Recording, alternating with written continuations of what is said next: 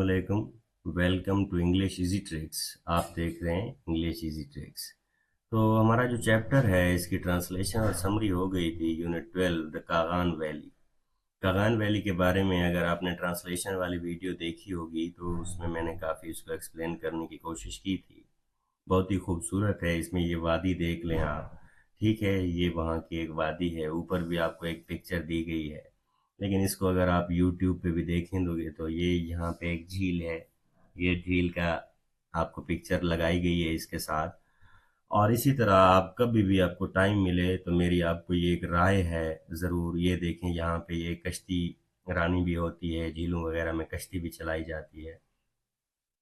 तो बहरहाल ज़रूर विज़िट करें। इसकी एक्सरसाइज शुरू करते हैं।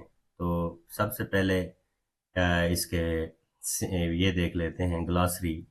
एक्सेसिबल, रीचेबल या अटेनेबल। अल्पाइन ट्रीज क्या है? वुडलैंड या फॉरेस्ट। एल्टीट्यूड किसको कहते हैं? हाइट या एलिवेशन को कहते हैं। क्लस्टर का क्या मतलब होता है? बंच या गैदरिंग, किसी भी चीज़ का गुच्छा। डिसाइडुअस का क्या मतलब है? डिसाइडुअस का मतलब होता है ब्रॉड लीफ या लीफ शेडिंग। डेवस्टेटिंग का क्या मतलब होता है? डिस्ट्रक्टिव या ओवरवेलमिंग। डॉर्मिटरी का क्या मतलब होता है? रेजिडेंस या हॉस्टल्स। एपी सेंटर मतलब फोकल पॉइंट या सेंटर। फर्न क्या है? फॉलिएज या ग्रीनरी। इंटरवोवन का क्या मतलब है? इंटरवेंड या एंड टू एंड, मतलब एक दूसरे के साथ जुड़े हुए। जूनिपर्स का क्या मतलब है? एवरग्रीन या कॉनिफर्स। मैसिव मीन एनॉर्मस या कोलोसल। मेडो मीन फील्ड या पेस्चर्स। मेडिटेरियन का क्या मतलब है? टेम्परेट या कोस्टल। ओवरवेल्म्ड के क्या होंगे? ओवर पावर्ड या ओवर बर्डन। पेस्चर्स का क्या मतलब होता है? ग्रास लैंड या ग्रेजिंग लैंड्स। पाइन ट्रीज हैं, उसके बाद कॉनिफर्स या एवरग्रीन। रिहेबिलिटेट का क्या मतलब होता है? रिस्टोर या रिकवर। रिज का क्या मतलब होता है? क्रेस्ट या पीक। रियड का क्या मतलब होता है? कियास या अनरेस्ट। सेवियर का क्या मतलब होता है? इंजॉय या रेलिश। स्पार्टन का क्या मतलब होता है? ऑस्टेयर और सिंपल। तो ये मेरे ख्याल में स्पार्टन हमने कहीं पे वर्ड पढ़ा था, मेरे बहरहाल जहन में नहीं आ रहा। ठीक है। स्प्राउटिंग का क्या मतलब होता है? ग्रोइंग या बडिंग। वर्डेंट का क्या मतलब होता है? Lush green.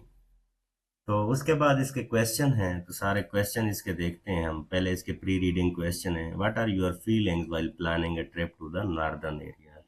आपकी फीलिंग कैसी होंगी, आप उसमें बता सकते हैं। ऑफ कोर्स आपकी फीलिंग बहुत अच्छी होंगी जब आप उसका रुख करेंगे। Which other mountains areas come to your mind after reading the heading of the unit? तो कागान वैली के अलावा मेरे माइंड में तो जो जो आई थी, हुंजा वैली है, स्कर्दू है, स्वात है, फेरी मेडोज है। ठीक है। इसी तरह चित्राल है, कैलाश वैली है, क्योंकि मैं घूमने का मुझे काफ़ी ऐसा शौक रहा है। यूनिवर्सिटी डेज में मैं टूर करता था तकरीबन महीने से भी ऊपर ऊपर के। तो मैंने इन जगहों पे तकरीबन कैंपिंग की हुई है। बहुत ही ज़बरदस्त इलाके हैं। बहरहाल वाइल रीडिंग क्वेश्चंस आ गए। How are the forest fed in the Kaghan and Naran valleys? The forest in the Kaghan and Naran valleys are fed by the adequate rainfall. वहाँ पे बहुत ज़्यादा बारिश होती है। Where did the path cross a cluster of the wild junipers? The path crossed a cluster of the wild junipers beyond the youth hostel in the Sharan Valley, just before it went through a crystal clear stream and on to a meadow leading to the forest rest house। उसकी तरफ जाते हुए। उसके बाद है post reading question. Post reading question देखिए। Can you name the variety of the object one can see in the northern area? ठीक है, तो आप बता सकते हैं। जियोग्राफिकल फीचर में भी आप बता सकते हैं, वाटर बॉडीज के बारे में भी आप बता सकते हैं, फ्लोरा के बारे में भी बता सकते हैं, पौधों फाना के बारे में भी बता सकते हैं। ठीक है, तो ये लिखे हुए हैं, आप इसको अपने अल्फाज में लिख सकते हैं। उसके बाद एक्सरसाइज क्वेश्चन है। Name of the gateway to the Kaghan. ये जाहिर सी बात है, Balakot is the gateway, ये हमने बार बार पढ़ा है चैप्टर में।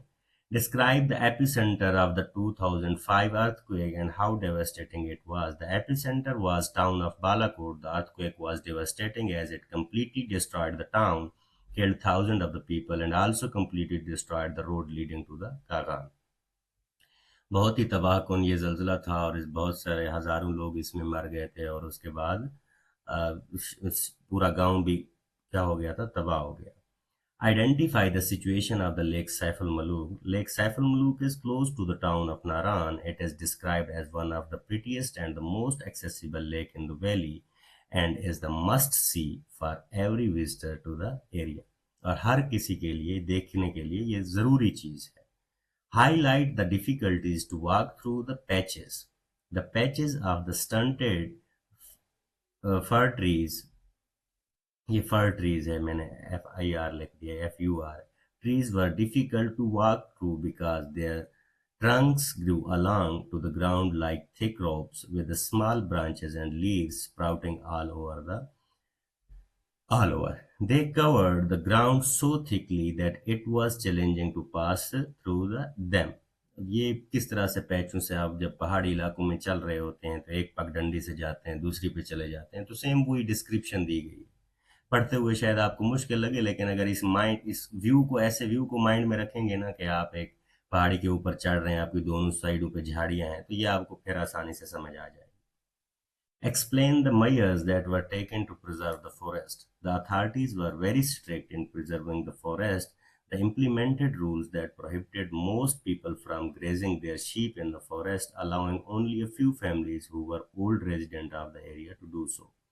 वहाँ के जो कुछ पुराने कबीले थे वही अपनी भेड़ बकरियां वहाँ चरा सकते थे, बाकी सबको इजाजत नहीं थी. Tail region of not destroying the wild flowers. ठीक है, वाइल्ड फ्लावर्स को क्यों नहीं डिस्ट्रॉय करना चाहिए. The text implies that the wild flowers are not destroyed because the area is protected the forest. ठीक है, क्योंकि वो उसको प्रोटेक्ट किया गया. Furthermore, it mentions that the people come to the Sharan specifically to look for rare plants for medical purposes, indicating that the flora is valued and preserved for its potential use and the natural beauty. तो इससे पता चलता है कि लोग वहाँ research के लिए आते हैं, और जो रिसर्च के लिए जाता हो तो उसको पता होता है कि रिसोर्सेज को खराब नहीं करना. Which other trees are grown there beside pine trees? ठीक है, beside pine trees, the text mentions the presence of walnut trees and the other varieties of the deciduous trees in the forest. Apply skimming and scanning strategies for the relevant information and maintain points in the text to identify the writer's purpose. Infer the theme. Infer होता है किसी भी चीज में से अपना मकसद निकालना. आप चीज के बारे में पढ़ते हैं तो फिर आपकी जो थिंकिंग उसके बारे में बनती है, उस टेक्स्ट के अंदर जो छुपा हुआ मीनिंग होता है. अब जैसे आपने ये टेक्स्ट पढ़ा है तो इन्फ्रेंस क्या है इसका इन्फर ये है कि आपको मोटिवेट किया जा रहा है कि टूर वाले इलाकों में जाए. स्केम का क्या मतलब होता है. स्केम का मतलब होता है दूर से देखना किसी चीज को. जब आप कोई बुक पढ़ना चाहते हैं तो आप पहले उसका आउटलाइन देखते हैं जो पहले लिखी होती है, उसको देखते हैं कौन कौन सा चैप्टर है, कौन कौन सी हेडिंग, इसको कहते हैं skimming. Distinguishing between the fact and the opinion where necessary. और फिर बताएं कि क्या चीज नेसेसरी है क्या नहीं है. और राइटर का पर्पस क्या है. Writer purpose is to describe the promote. तो ये मेरा नहीं ख्याल कि इसको मुझे पढ़ना चाहिए, क्योंकि ये बहुत ज़्यादा टाइम कंजम्पशन है. आप देख लीजिएगा क्या फैक्ट वर्सेस ओपिनियन है. ये मैं यहाँ पे 5 सेकंड पाज कर देता हूँ. तो आगे देखते हैं हम क्वेश्चंस के बाद. इनसर्कल द करेक्ट ऑप्शन है. इलेशन का मेरे ख्याल में तो 2 हो सकते हैं.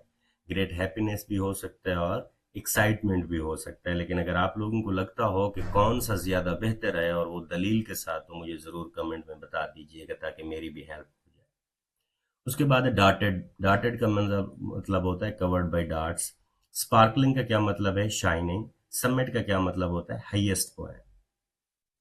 उसके बाद देखें how evaluate how author use the language including the figurative language considering the impact of. तो ये भी मैंने किया हुआ है. इसको मैं पढ़ूंगा नहीं क्योंकि बहुत ज़्यादा टाइम टेकेंगे. इसको आप थोड़ा सा, अच्छा मैं पढ़ देता हूँ, आप लोगों को लगे तो वीडियो को आप आगे कर सकते हैं.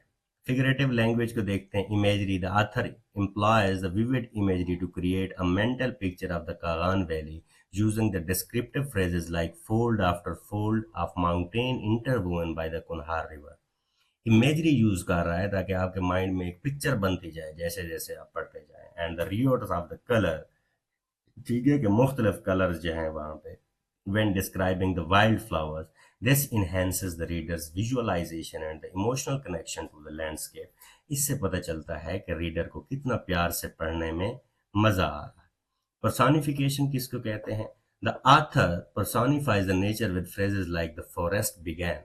अब शुरू कोई भी काम आप शुरू करते हैं तो इंसान करता है। पर्सोनिफिकेशन क्या होती है? जब जानदार की खूबी बेजान को दे दी जाए। फॉरेस्ट बिगैन का मतलब ये नहीं है कि जंगल ने कोई काम शुरू किया, मतलब ये उसने एक पर्सोनिफिकेशन यूज की हुई है।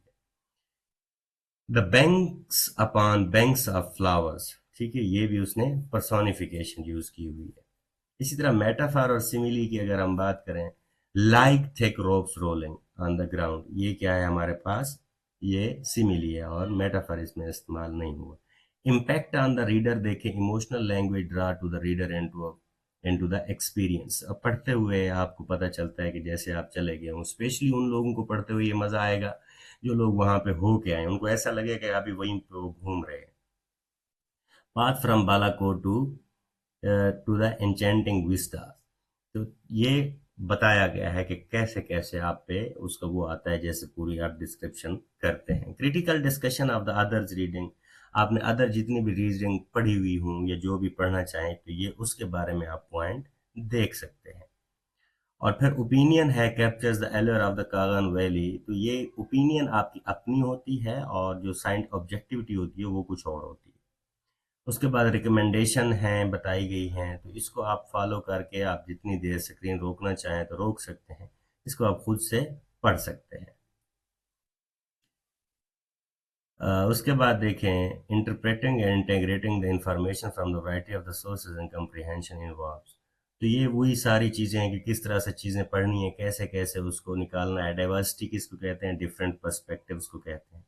क्रेडिबिलिटी किसको कहते हैं? रिप्यूटेबल सोर्स को कहते हैं। ठीक है, तो उसमें रिप्यूटेबल सोर्स होना चाहिए, आपके टेक्स्ट की क्रेडिबिलिटी होनी चाहिए। समराइज द की पॉइंट हो, ठीक है, की पॉइंट, तो ये सारे आप रोक सकते हैं। कंपेयर एंड कंट्रास्ट, सिमिलैरिटीज और डिफरेंस को कहते हैं।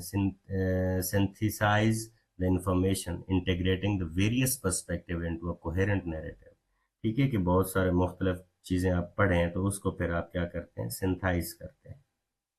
इवेलुएट एंड क्रिटिक, ठीक है, क्रिटिक करें कि उस पर कौन सी चीज़ आपको पसंद नहीं आई, ठीक है, ताकि आपकी पता चले कि you are an educated person so that you can talk an anything. Logical and back by evidence, ठीक है, ड्रा कंक्लूजन क्या है कि वो लॉजिकल होना चाहिए, ऐसा ना हो कि पता ही ना चले आप क्या कह रहे हैं। उसके बाद देखें, identify the select source, peer reviewed study, दोनों दो दो लोग बन जाएं, क्लाइमेट के बारे में पढ़ें पहले फिर साइंटिस्ट, तो ये सारी चीज़ें ऐसी हैं, समरी आप जिस तरह से करते होते हैं, तो इस पे वीडियो बहुत ज़्यादा लेंथी हो जाएगी। उसके बाद मैप्स हैं, ठीक है, चार्ट डायग्राम है, तो ये आपको क्लास में टीचर्स पढ़ाएंगे। Demonstrate the attentive listening skill, ये भी आपको लिसनिंग स्किल है। उसके बाद आपका इन्फ्रेंस आता है। इन्फ्रेंस ज़रा देखते हैं यहाँ पे। Can you imagine travelling by sea as people used to travel in the past? Yes, I can imagine it to some extent. Traveling by sea in the past would have been a grueling experience with the limited amenities and unpredictable weather condition. However, it would also have been an adventure with the opportunity to see new lands and experience different cultures. The sense of exploration and discovery must have been exhilarating. It's fascinating to think about how people adapt such challenges. क्या मतलब है? कहता है कि जब समंदर के through लोग सफ़र करते थे उस वक्त वो कैसा होगा। नो डाउट कि उस वक्त वो थोड़ा मुश्किल होता था, लोगों के पास ये टेक्नोलॉजी इतना नहीं थी, पता नहीं होता था कब मौसम ख़राब हो जाएगा, लेकिन ये है कि आप डिफरेंट कल्चर के लोगों के साथ ज़रूर मिलते थे। Do you think travelling as an interesting experience, इसके बारे में अगर आप ट्रांसलेशन वाली एक्सप्लेनेशन वाली वीडियो देख लें तो उसमें मैंने पहले पहले बता दिया, ठीक है। Yes, I think traveling is an incredibly interesting experience. It allows us to step out of our comfort zone and experience new cultures, meet new people, and try new things. Traveling broadens our perspectives and helps us to grow as individuals, whether it's trying new foods, visiting historical landmarks, or simply observing the daily life people in a different part of the world. Traveling is a rich and rewarding experience. Every trip is a chance to learn and create lifelong memories. ठीक है, तो ये सारी चीज़ें उसी चीज़ से related है। उसके बाद देखें, वोकेबलरी एंड ग्रामर है, तो इसमें भी कोई ख़ास ऐसी चीज़ नहीं है कि जिसको हम डिस्कस करें।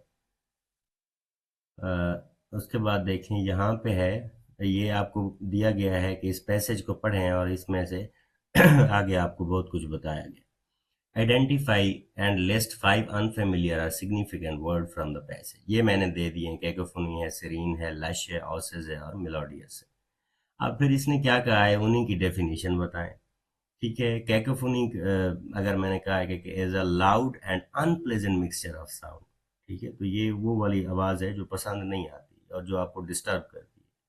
पीसफुल, सीरीन का क्या मतलब होता है, ये यहाँ पे जो लफ्ज है ना उन्हीं का ही मैंने लिखा हुआ है, ये वहाँ पे मैंने मीनिंग लिखे हुए हैं। ठीक है, अब इसको देखते जाएं साथ। कैकोफोनी डिस्कॉर्डेंट साउंड है जो आपको इरिटेट करती है। सेरीन का क्या मतलब होता है, peaceful. Serine describes the state of being that is काम, पीसफुल एंड अनट्रबल्ड। उसके बाद है लश। लश का क्या मतलब होता है, luxurious in growth. Lush describe the vegetation और the plant life that is growing abundantly and healthily। उसके बाद है ऑसिस। ऑसिस किसको कहते हैं, डेजर्ट लाइक इन्वायरमेंट को कहते हैं। An oasis is a natural spring or fertile area in a desert or arid region after often sporting vegetation and providing refuge for travelers। उसके बाद मेलोडियस किसको कहते हैं, स्वीट साउंड को कहते हैं। मेलोडियस डिस्क्राइब्स द साउंड और the music that are pleasing to the ear, often characterized by smooth, rich and tuneful quality। उसके बाद देखें, उसी को सेंटेंसेस में यूज करना है। The construction site was cacophony of the sound that was air piercing. उसके बाद सीरीन है, the lake serene atmosphere calmed my mind. Lush है, the gardens lush greenery was breathtaking. Oasis है, the coffee shop was an oasis from the city's chaos। Melodious है, our melodious voice was treat to listen to. ठीक है, तो ये आपके वो word हो गए। उसके बाद इसमें आपने क्या है, हाइफनेशन शो करनी है। तो ये हाइफन देखिए, एडिटर इन चीफ में हाइफन आएगा, यहाँ पे 3 बेडरूम हाउस में आएगा, इधर यूजर फ्रेंडली वेबसाइट में आएगा, इधर लॉन्ग टर्म सिचुएशन में सोल्यूशन में आएगा, हाईली रेस्पेक्टेड साइंटिस्ट में आएगा, वेल फर्निश्ड अपार्टमेंट। ठीक है, इधर 28 में आएगा, इधर को फाउंडर में आएगा, इधर 2/3 कप। ठीक है, और इधर 4 years ओल्ड एथलीट, इसमें ये सारा आएगा। उसके बाद आपका राइटिंग प्रोसेस है कि किस तरह से लिखते हैं आप, किस तरह से नहीं लिखते। यहाँ पे आपके चैप्टर की एक्सरसाइज खत्म होती है। इसकी एक्सरसाइज को ज़्यादा मज़े की नहीं थी, या पता नहीं, मुझे ऐसा लगा है कोई जिस तरह से क्रिएटिव चीज़ होती है। बहरहाल hopefully this will help you. अगर आपको लगता है कि कोई चीज़ डिस्कस करनी है तो आप ज़रूर कमेंट कीजिएगा। Thank you so much.